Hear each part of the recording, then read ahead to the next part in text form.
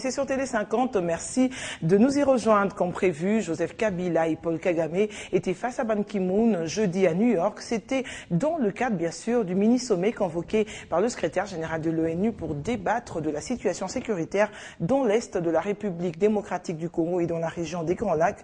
Mais cette réunion de haut niveau s'est achevée sans aucune déclaration finale des participants. La communauté internationale hausse le ton à l'égard du Rwanda et à Kinshasa. La société civile se dit plutôt déçue.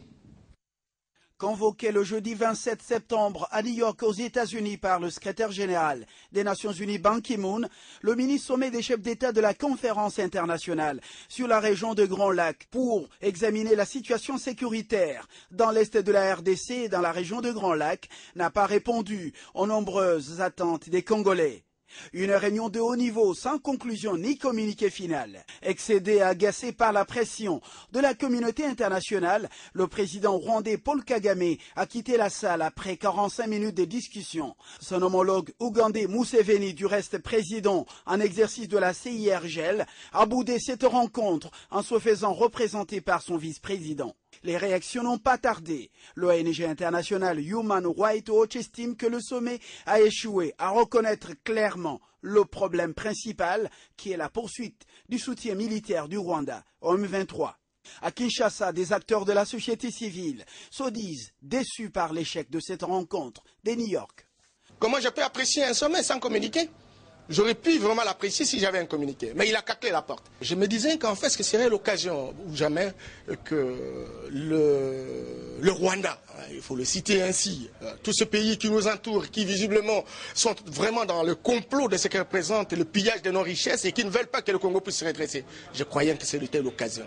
Alors l'occasion pour que le monde entier le sache. La communauté internationale, par la voix de Didier Reynders, le vice-premier ministre et ministre belge des Affaires étrangères, a une fois de plus haussé les tons pour condamner le Rwanda à cause de son soutien aux rebelles qui tuent les Congolais et pillent les richesses du pays.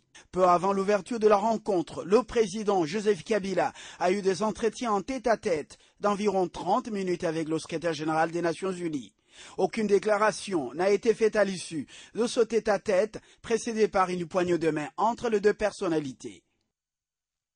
Et à l'Assemblée nationale, je vous l'annonçais en titre, la plénière de ce vendredi a suivi les demandes formulées par quelques députés pour la constitution de 6 commissions d'enquête parlementaire, mais 2 seulement semblent prioritaires pour cette session. Reportage signé Fabien Lumbala. Question de ne pas tomber dans la routine, les ministres et vice-ministres de l'équipe Matata se sont rendus pour se remettre chacun la feuille de route au gouvernement. C'était lors du conseil de ministres de ce vendredi 28 septembre à la primature. On écoute plutôt le compte-rendu du ministre des PTNTIC, Kinké Moulumba. Ce matin, il a été question de sensibiliser les membres du gouvernement à ne pas tomber dans la routine 5 mois après la prise de fonction. Le chef de l'État attend de chacun des ministres 2 résultats, des actions et non pas des discours. Le gouvernement est l'instance la plus élevée de l'exécutif. Il s'agit d'un rendez-vous avec l'histoire. Il s'agit de faire montre pour chacun des ministres des rigueurs, des ponctualités, d'engagement. Cette réunion est en cohérence avec le séminaire gouvernemental qui s'est tenu à Zongo. Le Premier ministre a élaboré une lettre d'émission que chacun de nous a reçue ce matin. Cette lettre est une feuille requalifiée sur le reste de la mandature que Monsieur le secrétaire général du gouvernement a remise à chacun des ministres. Et puis, vous le savez, à exactement 14 jours de la tenue du 14e sommet de la francophonie prévu à Kinshasa, le ministre des PTNTIC a, sur ordre du chef de l'État, convoqué une séance de 3 jours avec les opérateurs GSM et ISP. Il a été plutôt question de faire le point sur la connexion des différents sites retenus pour accueillir les invités de cette grand-messe francophone. Monsieur. C'est une rencontre qui vient clôturer la série de pourparlers engagés par Kinké Moulumba, ministre de PTNTIC, avec les opérateurs des télécommunications GSM et ISP sur la qualité des services à offrir aux hôtes de la RDC à l'occasion du sommet de la francophonie. D'où la présence à ses côtés de Jean-Marie Kassamba, président de la commission communication et médias de ce 14e sommet de mi-octobre 2012 à Kinshasa. Les opérateurs GSM et ISP ont marqué leur disponibilité et capacité à donner un service appréciable pour le sommet de la francophonie. Et au niveau du comité d'organisation de cette grande messe de Kinshasa, on n'entend rien de moins que de la performance. Nous allons faire des suivis permanents, jour par jour, jusqu'au sommet, et même pendant les sommets, parce que beaucoup de leurs responsables à très haut niveau seront réquisitionnés 24 heures sur 24 en cas de problème. Autre question abordée au cours de cette réunion finale, c'est celle de la fibre optique. Peut-on espérer la connexion de la RDC avant le sommet?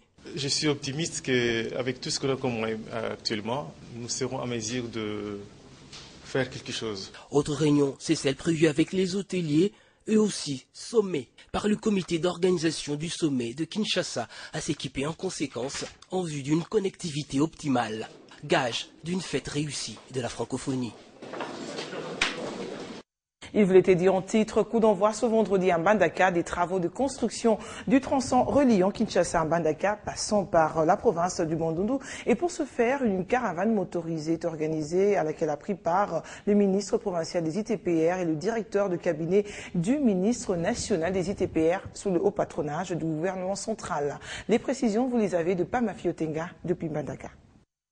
Le vendredi 26 septembre 2012 restera jalousement gravé dans l'histoire de la réhabilitation du réseau routier de notre pays avec la connexion interprovince par véhicule. Pour ce faire, le gouvernement central, par l'entremise du gouvernement provincial de l'Équateur, organise une carnaval automobile qui a quitté ce jour au Mbandaka, chef-lieu de la province de l'Équateur, pour Kinshasa, la capitale, en passant par la province de Bandundu. Signalons que l'équipe de ce carnaval d'expérimentation route Mbandaka-Kinshasa est composée de ministres provinciaux de JTPA Équateur, de directeurs du cabinet du ministre national JTPA, de directeurs généraux de l'Office de route et de l'OVD. Le gouverneur des provinces de Bandundu y prendra part avec sa suite à partir du chef-lieu de la vice-province. Mbandaka, Pamafi Otenga, Télé 50. Éducation dans ce journal, inauguration ce vendredi du complexe scolaire Lukunga dans la commune de Galiema, une cérémonie riche en couleurs qui a connu la participation de plusieurs personnalités, notamment le vice-ministre de l'EPSP, l'ambassadeur de l'Italie et le gouverneur de la ville-province de Kinshasa, André Kimbutayango, qui par la même occasion a remis un don aux élèves cette école des cadeaux provenant de la première dame Marie-Olive Lembe Kabila. Enfin, les élèves du complexe scolaire Lukunga pourront étudier dans des conditions dignes d'une école moderne. Cette école qui hier était une porcherie est à ce jour redorée grâce à un partenariat entre le gouvernement provincial et l'entreprise Frademar. C'est ce vendredi, devant plusieurs autorités, notamment l'ambassadeur de l'Italie et le gouverneur de la ville-province de Kinshasa, que les clés ont été remises officiellement aux responsables de cette école. Monsieur le directeur de la famille éducation. Une œuvre de haute facture, le gouverneur de la ville-province de Kinshasa appelle les bénéficiaires à plus de responsabilités. Bénéficiaires de cet ouvrage, de faire bon usage du présent ouvrage par l'entretien régulier des bâtiments, l'assainissement et l'embellissement de la cour de l'école. Ce parent n'a pas pu contenir sa joie.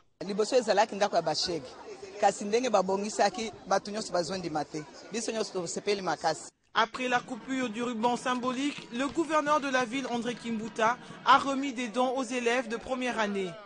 Dons offerts par la première dame, Marie-Olive Lembe Kabila. J'ai dit, maman Olive, merci que tu vas donner les cadeaux. Des millions de dollars américains à dépenser, rassurez-vous, pour la bonne cause. Nous sommes au Kassai oriental où les chantiers évoluent à pas de géant après la construction d'une école moderne Mutombokachi, la passerelle sur l'avenue qui porte le même nom et la réhabilitation de la nationale numéro 1. Le gouverneur de cette partie du pays a procédé récemment au lancement des travaux de construction du bâtiment administratif de la commune de Bipemba, travaux financés par le PNUD pour une durée de 3 mois. Les travaux de construction du bâtiment administratif de la commune de Bipemba ont réuni en ce jour les députés provinciaux, les membres du gouvernement provincial, ceux de la société civile et du conseil provincial de sécurité. La population également, bénéficiaire de cet édifice, a assisté avec intérêt à cette cérémonie. Au nom de la population à sa charge, Brigitte Kanzéou, bourgmestre de cette commune, a remercié l'autorité provinciale pour ce geste.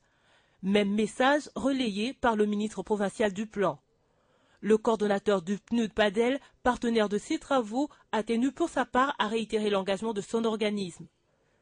Je voudrais saisir cette opportunité pour rappeler que le PNUD, en accord avec le gouvernement de la République démocratique du Congo, a inscrit son action dans le changement transformationnel. Sur ce site, il sera construit un bâtiment renfermant 14 bureaux équipés en mobilier, notamment une salle de réunion, une salle informatique. Le tout sera accompagné d'un groupe électrogène pour assurer la continuité des travaux. Le gouverneur Ngoï Kassonji, qui a procédé au lancement de ces travaux, a remercié le PNUD pour son appui financier, signe de la matérialisation du développement aux attentes du plan quinquennal de croissance et de développement du Kassai oriental. Dans son discours également, le président de la République, Joseph Kabila, a trouvé une place de choix. C'est ceci la matérialisation du développement à la base. Vous avez suivi les explications des travaux qui seront exécutés ici, du bâtiment qui sera construit ici. Vous avez vu sa largeur, c'est sur les 400 mètres carrés. Évalués à plus de 190 000 dollars américains, les travaux de la construction de la commune de Bipemba vont durer 3 mois d'exécution. Autre chose à présent, le lancement de la bancarisation de la paie des militaires et policiers de la RDC aura bel et bien lieu le 15 octobre prochain. Le comité de suivi de la paie des agents et fonctionnaires de l'État l'a une nouvelle fois confirmé. C'était ce vendredi au cours d'une nouvelle réunion d'évaluation entre les parties concernées s'agissant de l'armée, la police, les banques et le comité de suivi de cette paie. Alain Lino Mwamba. Cette réunion présidée par le comité de suivi de la paie des agents et fonctionnaires de l'État a eu lieu dans les bâtiments de la Banque centrale du Congo. Il était question de faire le point sur l'évaluation du processus d'identification et d'ouverture des comptes pour la police et pour l'armée. Comme vous le savez, le mois d'octobre, c'est une grande échéance. Le comité va procéder à la bancarisation comme il a été décidé par le gouvernement, de la paie de l'armée et de la police. La première phase de cette paie sera expérimentale et ne va concerner que les officiers de la ville de Kinshasa. C'est un ingrédient qui vient s'ajouter dans le processus d'assainissement des effectifs. Donc les militaires ne peuvent qu'être contents parce que c'est une entrée dans la modernité, comme ça se fait à travers toutes les armées du monde. 8 banques œuvrant en République démocratique du Congo figurent parmi celles qui auront la charge de son exécution. Nous assurons que les banques qui y participent, d'abord ont les capacités de le faire et surtout ont les incitations nécessaires de la part du gouvernement, c'est-à-dire le niveau de rémunération adéquat qui leur permettent d'assurer que l'infrastructure nécessaire à une telle opération soit réunie. Cette rencontre, qui n'est pas une première, prouve à suffisance la détermination du gouvernement de la République, par la vice-primature du budget, d'arriver à la paie par voie bancaire des militaires et policiers, après celle des agents et fonctionnaires. La firme internationale Kibali Gold Mines, qui, comme à travers plusieurs pays du monde, œuvre également en RDC, se confirme de plus en plus dans ses activités dans le pays. Ceci s'explique par la récente visite du président de l'Assemblée nationale de la RDC, Aubin Minako, dans ses installations à Dokodurba, en province orientale, dans le territoire de Ouatsa. Visite au terme de laquelle le speaker de la Chambre basse du Parlement s'est dit satisfait du sérieux qu'il y a dans l'investissement de la société Kibali Gold Mines. Cette visite est intervenue pendant les vacances parlementaires d'Aubin Minakou en sa qualité de député national. Partant de l'aérodrome de Doko, conduit par les cadres de Kibali Gold Mine, dont son directeur général Louis Watoum, le président de l'Assemblée nationale va tour à tour visiter différents sites d'exploitation de la firme ici dans le territoire de Ouacha. Les carreaux miniers comme le bâtiment de l'administration publique, le speaker de la Chambre basse du Parlement va se rendre compte de la grandeur d'investissement de Kibali qui d'ailleurs profite à la nation et à sa population. J'ai constaté qu'il s'agit réellement d'un chef-d'œuvre minier, bien pensé, bien encadré et bien soutenu.